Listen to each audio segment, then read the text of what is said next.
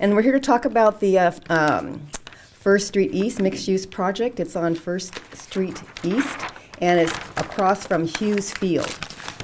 And so in terms of financial sustainability, the CalPERS question has been coming up. And in 2015, the average household in California owed $93,000 towards that fund.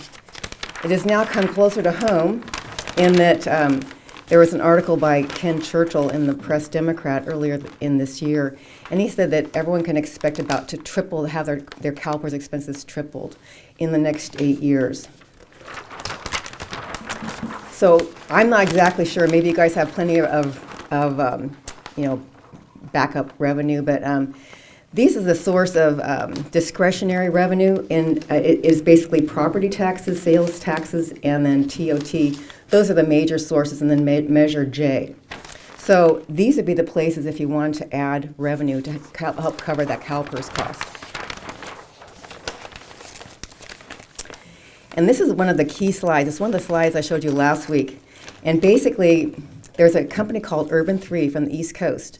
And they did an analysis, and they found out that if you have mixed use, you end up getting 5 times more property tax than if you approve a strip mall. So not only does your town look better and act better, but you get more money as a town. And they did an in-depth review of Santa Rosa, and they found that the Burbank building, which is much taller than you'd ever see in Sonoma, at 5 stories, 0.4 acres of that would equal a 13-acre Walmart in terms of tax revenue for the city. And then Urban3 did a very interesting heat map, which you can actually see the highest spikes are where the most tax revenue is coming in. And you can almost see this is the Healdsburg Inn, this is the Sonoma Plaza. It does pretty well. And what's fascinating is that Rohnert Park, you can see right there, doesn't have any spikes, doesn't have any mixed use, doesn't have a town, doesn't have a center. So the fact that you guys have a center is very good for your future revenue streams. So what can you expect from the First Street East mixed-use project? Over 5 years, there'll be some revenues. Right now, there's a certain amount coming in, about $200,000 a year.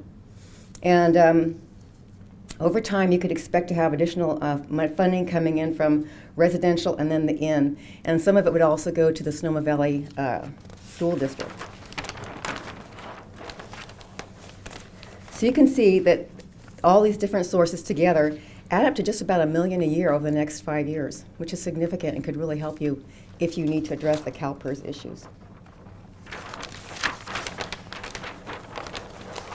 So basically, a 3.4 acre infill site could provide almost $1 million of income to Sonoma. So that's financial sustainability. Thank you. Thank you.